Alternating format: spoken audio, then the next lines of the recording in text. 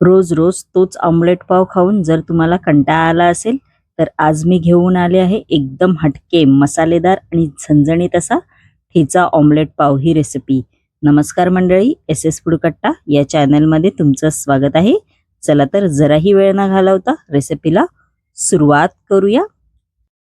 इकडे मी मस्तपैकी अशी 2 पांढरी शुभ्र अगदी अंडी घेतलेली आहेत. आपण आता ही अंडी आहेत ती फोडून घ्यायची आहे. त्यानंतर याच्यामध्ये 1 चमचा ऑर्गॅनो आहे ते घालणार आहोत. त्यानंतर चिमूटभर अगदी चिमूटभर अशी हळद घालायची आहे. त्यानंतर थोडंसं अगदी मीठ आहे ते घालायचं आहे. अगदी थोडंसं घालायचं आहे कारण ऑर्गॅनोमध्ये मीठ असतं. आपण आता हे चमच्याच्या साहाय्याने असं फेटून घ्यायचं आहे. म्हणजेच असं mix mix mix mix mix करायचं आहे. आपलं मिक्स करून बघू शकता तुम्ही झालेलं आहे. आपण आता हे बाजूला ठेवून द्यायचं आहे. आपण आता या फ्राय पॅन मध्ये झणझणीत असा ठेचा तयार करून घ्यायचा आहे. थोडंसं 1 चमचा तेल घालायचं आहे फ्राय पॅन मध्ये. त्यानंतर शेंगदाणे आहेत ते घालायचे आहेत. ते तुम्ही तुमच्या अंदाज घ्या शेंगदाणे. त्यानंतर 3 ते 4 लसूण पाकळ्या आहेत त्या घालायच्या आहेत. इकडे मी 4 हिरव्या मिरच्या अशा तुकडे करून घेतलेल्या आहेत त्या घालायच्या आहेत. तुम्ही तुमच्या अंदाजे हिरवी मिरची घ्या, जसं तुम्हाला ठेचा झणझणीत पाहिजे त्यानुसार. व चांगलं असं परतवून घ्यायचं आहे मीडियम फ्लेमवरती 2 ते 3 मिनिटं. आपलं परतवून झालेलं आहे. त्यानंतर याच्यामध्ये आपण आता कोथिंबीर आहे ती घालायची आहे. चवीनुसार मीठ आहे ते घालणार आहोत. व परत असं चांगलं असं 2 ते 3 मिनिटं चांगलं परतवून घ्यायचं आहे. गॅसची फ्लेम इकडे मीडियमच ठेवा.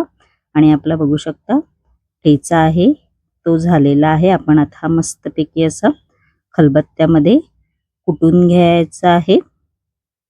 इकडे खलबत्ता घेतलेला आहे. आपण आता हा जो मिरचीचा ठेचा केलेला आहे त्या खलबत्त्यात घालायचा आहे व चांगला असा मस्तपैकी असा कुटून घ्यायचा आहे. खलबत्त्यामध्येच कुटून घ्या, नाहीतर मिक्सरला वाटलात तर याची चव एकदम बिघडून जाते. ठेचा हा मस्तपैकी असा खलबत्त्यातच ठेचावा. बघू शकता तुम्ही आपला मस्तपैकी झणझणीत असा ठेचा तयार झालेला आहे. बघू शकता तुम्ही. आपण आता त्याच फ्राय पॅन मध्ये 1 चमचा तेल आहे ते घालायचं आहे. तेल थोडं असं पसरवून घ्यायचं आहे. त्यानंतर जे आपण अंड्याचं मिश्रण तयार केलं होतं ते घालायचं आहे. गॅसची फ्लेम इकडे मीडियमच ठेवा. मस्तपैकी असं ऑमलेट करून घ्यायचं आहे. थोडंसं असं झाकण लावायचं आहे 2 मिनिटासाठी. आपण आपली 2 मिनिटं झालेली आहेत आणि आपला ऑमलेट पण तयार आहे. असं थोडंसं पलटी मारून घ्यायचं आहे आणि आपला ऑमलेट तयार आहे. आपण आता हा एका डिशमध्ये काढून त्याचे असे बारीक म्हणजे बारीक नाही मीडियम साईजचेच तुकडे करून घेणार आहोत. बघू शकता असे मी तुकडे करून घेतलेले आहेत.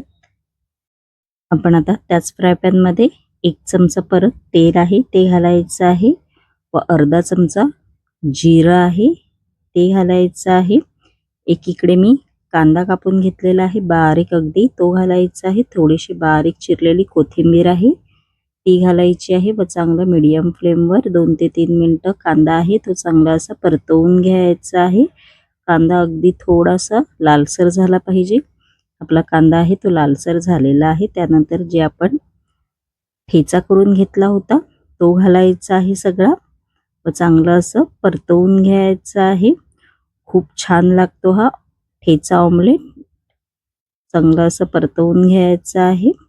त्यानंतर ह्याच्यामध्ये थोडीशी अगदी चिमूटभर हळद आहे ती घालायची आहे व जे आपण ऑमलेटचे तुकडे करून घेतले होते ते घालायचे आहेत व चांगलं असं परतवून घ्यायचं आहे 2 ते 3 मिनिटं.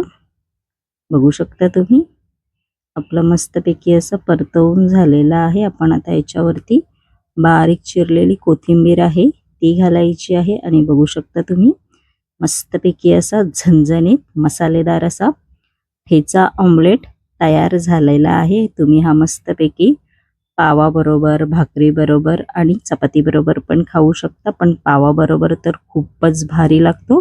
आणि माझी रेसिपी कशी वाटली कमेंट बॉक्समध्ये नक्की सांगा.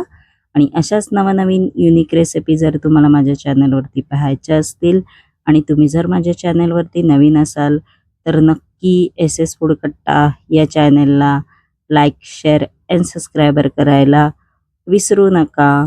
धन्यवाद.